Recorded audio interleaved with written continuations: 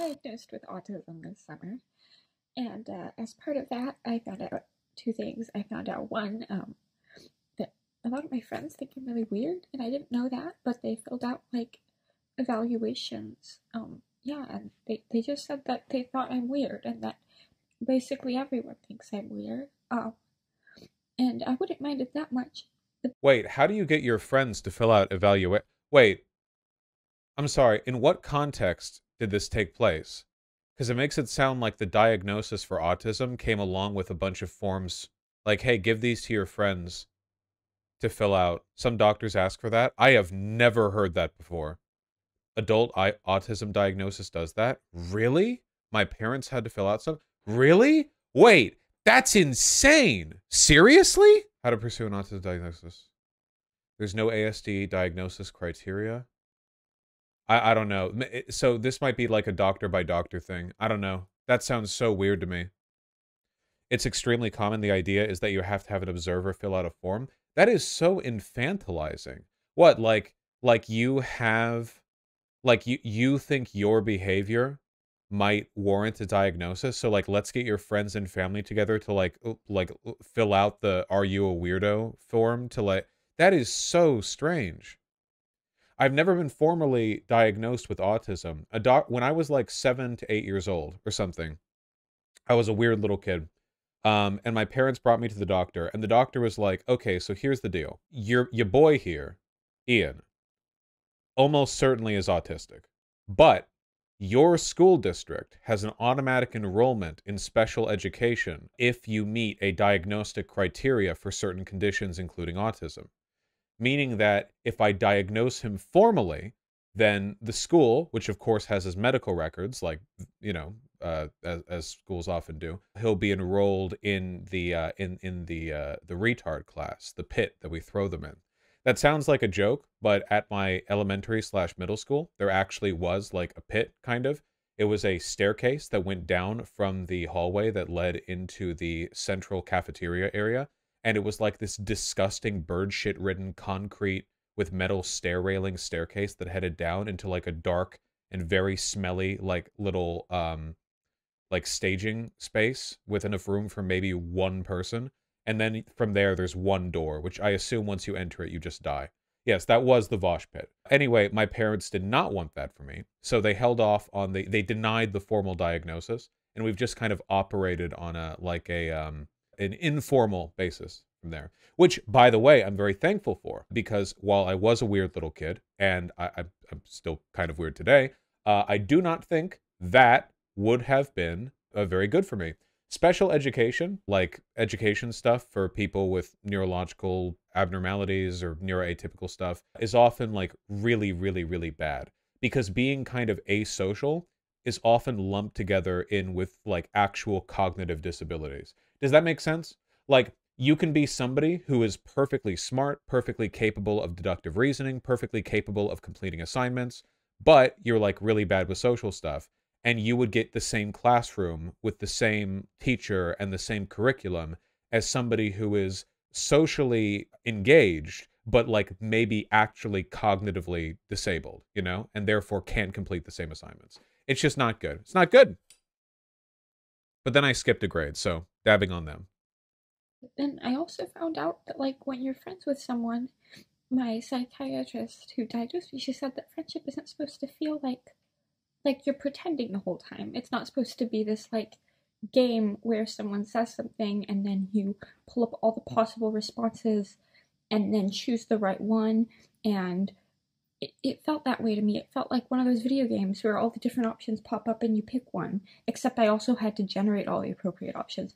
And I found out that it's not supposed to be that, and so then I've been and that masking is bad. Masking is really bad for your mental health and your physical health. And so The idea is if you don't have a very strong intuitive understanding of how you're supposed to engage in social situations, and you're aware of the fact that you have a history of not making the correct choice, you start to, what is masking? It's basically like, I mean, it's what it sounds like to an extent, like trying not to come off as autistic. But in practice, what it can often mean for people who are autistic is that, not artistic, autistic. It can mean that you, it, being socially competent turns into a little bit of a crapshoot, if that makes any sense. Like, you don't have a strong intuitive understanding of what you're supposed to do, so you have to put active effort and thought into it. And putting active effort and thought into how you're supposed to engage with and respond to people can make regular social interactions with friends feel more like, I don't know, I guess a little bit like a debate, where in a debate you're not just like riffing, you don't just like intuitively engage in a debate. You have to think. You have to pause and think, what's the best thing I can say here? What lines of conversation do I want to pursue? What reactions will I prompt if I go down these different roads? And it turns like every interaction basically into like that level of, but debate is not like a friendship thing.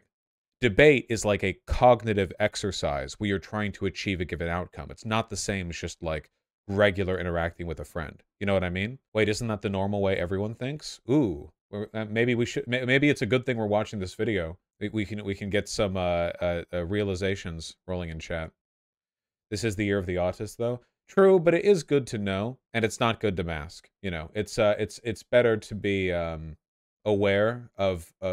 Well, I've always thought like no matter, I guess there are people who are like low functioning autistic and it's harder for them. But I think for most people who have trouble with it, you might not have the perfect, like, imagined intuitive response to every social situation you think neurotypical people have, which they don't, by the way. Neurotypical people also flub in social situations all the time. But you know, I think it's possible to develop a better rapport with people around you than just like doing the like choice the answer choice game where you're thinking of like, well, what would the best outcome be from these responses, you know? So I've been trying to do that less, but now I'm just alone.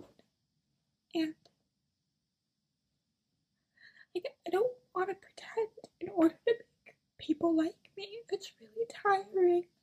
Um, but like, I'm not just supposed to be alone. Is there no world in which I'm me and I have friends who like me? Yeah, Vosh, I have literally learned to socialize from playing Persona games. Wow. All right. Well, couldn't get that out of me with waterboarding. She just needs to watch Vosh. True. No, really though, yeah, it's very unfortunate. I'm sure things will get better for her. It does make sense though that if she developed friends that were how do I put it? It kind of seemed like in her situation with the masking stuff, with the making an active cognitive effort to maintain her interactions, it seems like, yeah, she might have had pity friends, right? So if she had friends who were like, yeah, this girl is weird, and then they sort of like stopped interacting with her, it seems like she, with a poor understanding of like the social rapport between friends, she had pity friends who, you know, maybe didn't actively despise her presence or whatever, but didn't, you know, she was kind of like a hanger on a little bit. And after that, you know, now that she has a better understanding of what she's doing, maybe she can like have a difficult period where she you know, where initially she has trouble finding friends, but she like develops a new friend circle that's more in line with what she actually behaves like. Totally possible. This is why us autists have to stick together. Yeah, it's okay. So I don't talk much about the autism stuff outside of a kind of like jokey irreverence because I genuinely don't think it affects my social abilities like that much, or at least not as much as it seems to affect some other people's. For example, I don't mask. I've never masked. I've never felt a need to. I've just been weird around people. I'm more of the like blunt and off-putting autistic than the other kind or whatever. So I've never done that. So all of the friends and social relationships I've ever had or whatever, they were all in line with my authentic behavior. That comes with its own set of issues. But yeah, I'm an anti-masker, okay? I was at the protest and everything. A lot of masking is automatic learned behavior. Okay, so masking, if you're autistic, is like an effort to sort of feign neurotypical behavior. Masking is something that oftentimes autistic people learn as a defense mechanism because they are punished for behaving their normal way. They're punished for behaving in a fashion which is more in line with how they actually feel. Now, I'm lucky here because I had friends growing up and I've always had very supportive parents, which means that my weird behavior for the most part has been I don't know if encourage is the right word. My parents have always been chill with me. So at no point growing up did I ever feel like I have to hide who I am and like develop a system for acting better around other people or else. I've never actually had that problem, myself. I know I can understand the drive to behave that way. I can understand that many people have been put in that position. I totally get that. I personally have not, But genuinely, it's not good. I think one of the things that actually is like really good about the internet is that it allows people who don't have the exaggerated swagger of a black teen to practice code switching, where if they have to mask publicly, like or with their family or friends or whatever, or school or whatever, they can have people online who they can talk to and be more authentic and upfront. The issue is, and I think this is the issue that that girl had in the TikTok, is she didn't know she was masking, which means that she didn't realize that there was any way to behave other than that calculated engagement with what she thought the best like outcome was, which is really bad because it means that she's not even aware of how she really acts outside of that. It indicates a lack of self-awareness, which is probably imposed by bad social situations. I'm not blaming her for that, but that lack of self-awareness can make it really difficult to understand what you're actually here for and what other people might be interested in about you. See, there's plenty of room in the world for weirdos. And I don't mean that like derisively or whatever. Like the world's a big place and there are lots of weird people, and there have always been lots of weird people. There are people in their 60s and 70s who grew up as like model train set enthusiasts who spent their entire lives like with a really specific hobby. There are people who are like huge nerds about like like road work and traffic direction, and who will write letters to city council like arguing against the putting a stop sign here because it would like divert traffic.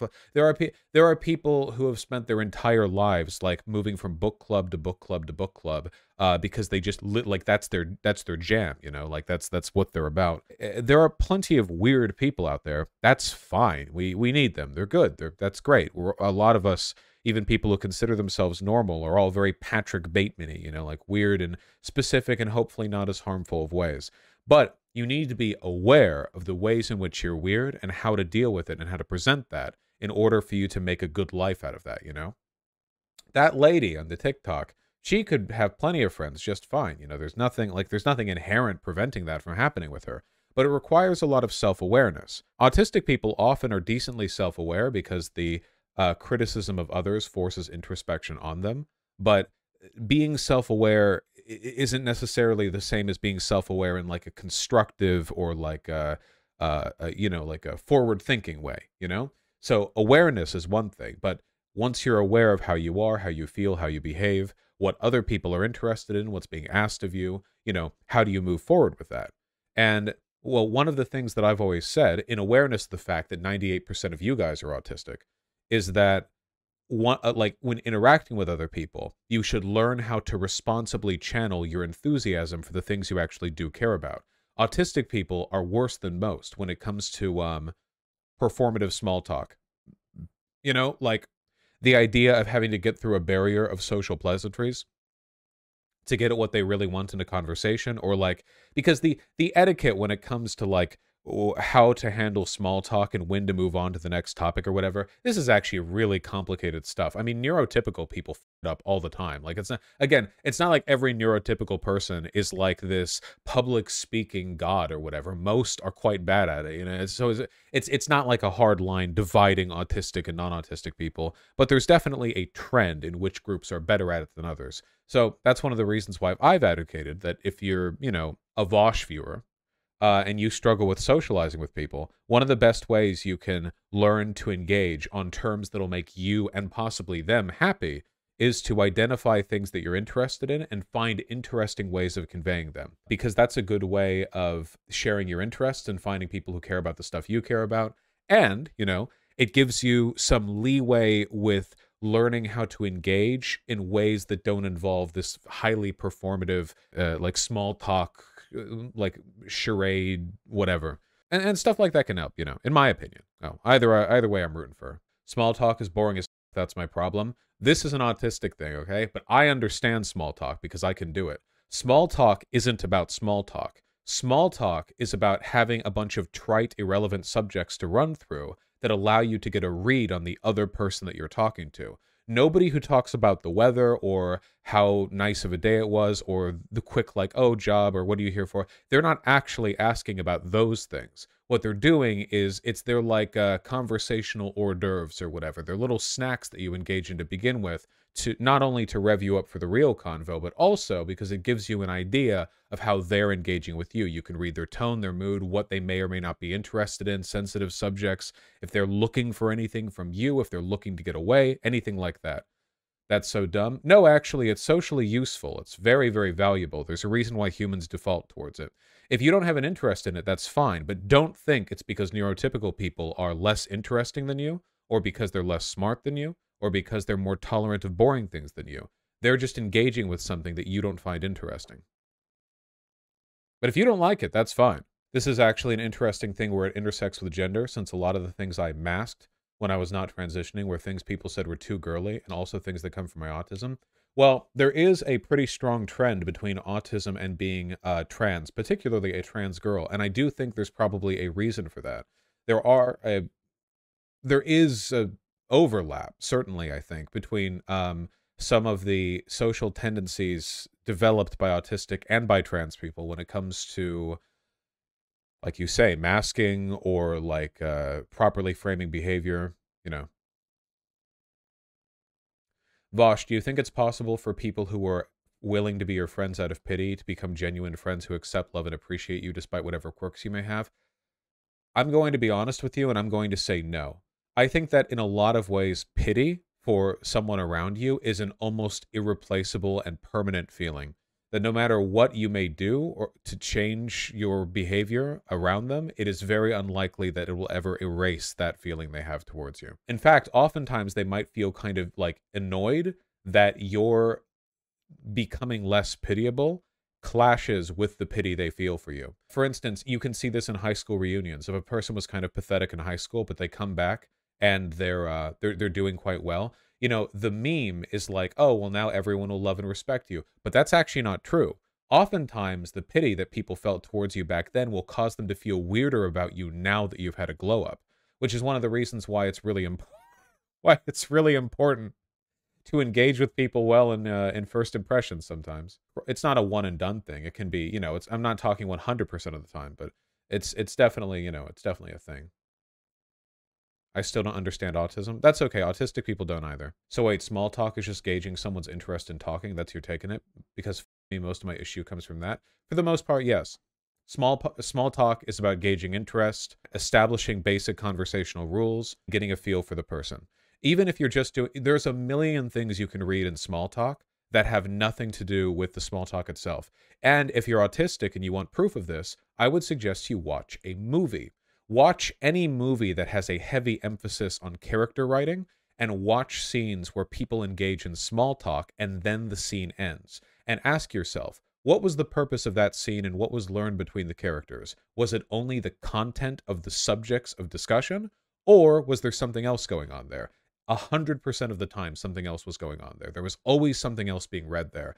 Somebody read from the other an emotion, or that they want to leave the conversation, or they're hiding something, or they're so on and so forth. You know, there's any specific recommendations? I legitimately think you could get this from almost any movie, like basically any movie. I think Tarantino movies are really good in that oh yeah, Tarantino movies, yeah. Tarantino movies are full of characters engaging in small talk where they don't say very much, but you get a ton off of it because Tarantino's really favorable towards like naturalistic dialogue where people are doing serious shit, but they're being really like irreverent the whole way through. Oh yeah, Better Call Saul has a lot of that as well. That's true. Yeah.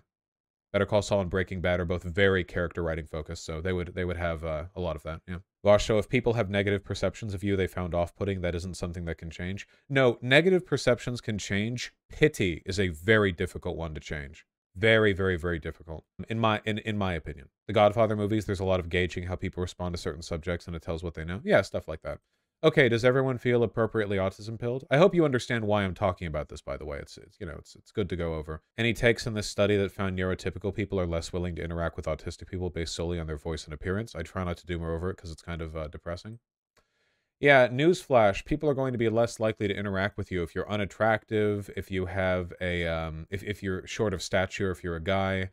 People have a lot of, like, you know, mean biases. We all do, including you. Neurotypical peers are less willing to interact with those with autism based on thin sliced judgments. Individuals with ASD, including those who otherwise require less support, face severe difficulties in everyday social interactions. Research in this area is primarily focused on identifying the causes of.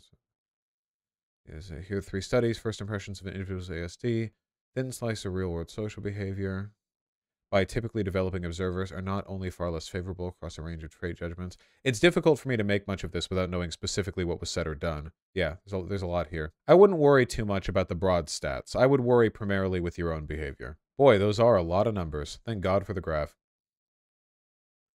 So we have ASD individuals and TD, neurotypical. Speech content, audio visual, audio only, silent video, static frame, with favorability. And then ratings between the two. With autistic people rating far higher on being awkward, equal ratings between both on being smart and trustworthy, more or less. But apart from that, non-autistic people coming out, running out strong. They pathologize positive stuff about autism as well. Yes, that's true. But obviously, being autistic does mean that sometimes social interactions will be more difficult. But that's something that can be corrected. You know, it is always possible for people to learn new behaviors. Very important. I don't know, show them this video, K, an astronomer, including this timestamp of me saying this right now in response to what you just said in chat.